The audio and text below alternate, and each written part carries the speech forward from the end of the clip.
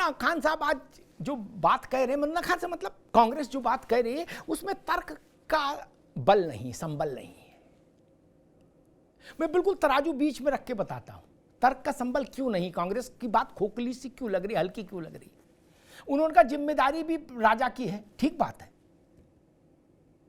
क्या यह बताने का कष्ट होगा कि मुंबई के हमले के बाद क्या उस समय की केंद्र सरकार ने जिम्मेदारी ली थी कि हम असफल हुए? नहीं ली थी, कार्रवाई भी नहीं की, जिम्मेदारी भी नहीं ली। मुन्ना भाई का मुख्यमंत्री ने इस्तीफा दिया तो उमर अब्दुल्ला का इस्तीफा मांगो, भाजपा वाले भी मांगेंगे। कौन पुलिस पकड़ रही है? मांगो इस्तीफा, उमर दे इस्तीफा। ठीक। दूसरी बात मैं कहता हूं और बड़ा एक फलक देता हूं, धर्मेंद्र भाई, व्यक्तिगत तौर पर आप मेरे तर्क से सहमत होंगे, पार्टी के नाते थोड़ी असुविधा हो सकती है। खालिस्तानी मूवमेंट आया इस देश में, आतंकवाद की एक लहर आई, मैंने व्यक्तिगत तौर पर उसको देखा, कवर किया। क्या बाकी लोग तो गूगल में पढ़े होंगे। अभी इंदिरा गांधी की सरकार के समय में ये सब 3-5 हुआ। बहुत सारे लोग देश में ऐसे मिल जाएंगे जो कहेंगे कि इंदिरा जी की सरकार, इंदिरा जी ने ही चीजें क्रिएट की, ऐसा भी कहते हैं।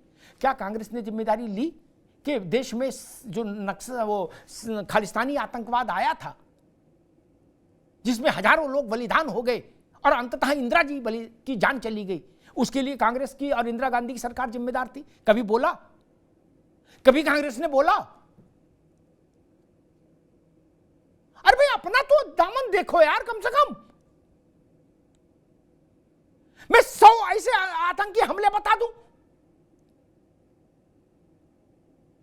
जहां राज्य केंद्र सरकार ने कोई जिम्मेदारी छोड़ी है, कोई क्रिया ही नहीं की, कोई प्रतिक्रिया के अलावा कोई क्रिया भी नहीं की कि जाके 4 ढेले फेंक आते वहां पाकिस्तान में, नहीं की। मुंबई के बाद तो पूरा देश उम्मीद कर रहा था कि इस बार आर पार हो जाएगा, नहीं हुआ। इसलिए तर्क वो दीजिए जो सत्य की कसौटी पर 24 कैरेट सोने की तरह खरा हो। लपझप तर्क आपके पोजीशन को खराब कर देंगे। मैं फिर इसी बात को दोहराऊंगा जो सिद्धांत मैं समझता हूं,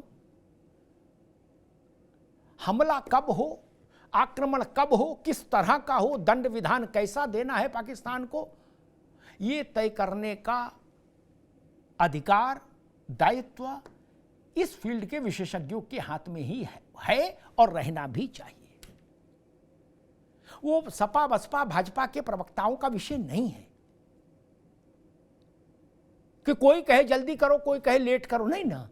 हम आप क्या जानते हैं? नहीं जानते ना, उस विधा को हम जानते ही नहीं।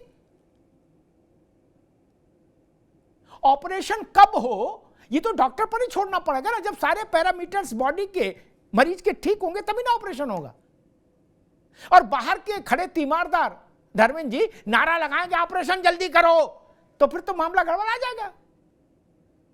डॉक्टर के ऊपर ही छोड़ना होगा ना कि जब ब्लड प्रेशर नॉर्मल होगा तभी चीरा लगे। वैसे ही हां, इतना अच्छा है कि पाकिस्तान चौतरफा घिर गया, अफगानिस्तान से घिर गया, बलूचिस्तान से घिर गया, पीओके में सेना के खिलाफ विद्रोह हो रहा है, और अफगानिस्तान भारत के साथ अपने रिश्ते सुधारने में लगा हुआ है। यह तथ्य भी ध्यान में रखना चाहिए। अभी भारत ने उसको कई टन वैक्सीन दी हैं, कृतज्ञ भाव है अफगानिस्तान का। और कौन जाने इस विश्व में एक नए देश का ही उदय हो जाए कुछ दिनों में, कौन जानता है धर्मेंद्र जी। परिस्थितियां वैसी बन रही हैं क्या? बहुत मुमकिन है कि एक नए देश का उदय हो जाए और हम भारत के लोग उस नए देश का स्वागत करें। आगे आगे इब्तिदाए इश्क है, रोता है क्या, आगे आगे देखिए होता है क्या। पाकिस्तान समझ रहा है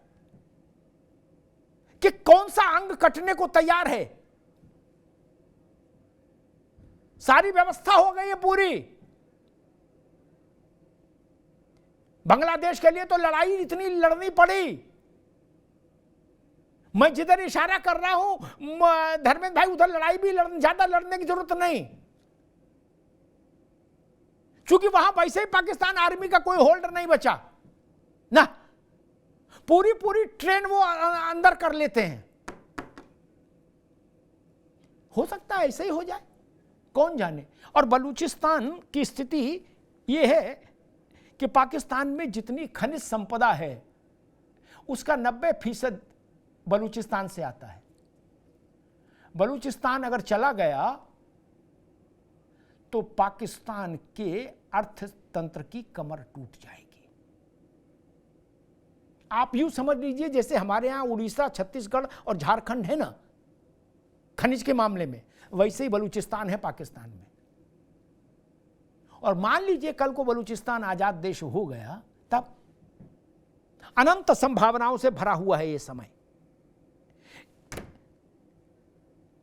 सुबह होने को है, माहौल बनाए रखिए मुन्ना खान साहब, सुबह होने को है, माहौल बनाए रखिए, एक न एक शम्मा अंधेरे में जलाए रखिए। शम्मा जलाए रखिए, सुबह होने को है, बस माहौल थोड़ा बनाए रखिए। धन्यवाद। कुछ तो सस्ता लो, सब बढ़िया लो, इसमें क्या खास बात है? थोड़े में ज्यादा स्वाद, यही तो है इसकी खास बात। मसाला आपके घर के खाने में रेस्टोरेंट जैसा स्वाद ले आए MDH का शाही पनीर मसाला। पनीर को क्या मस्त बना डाला।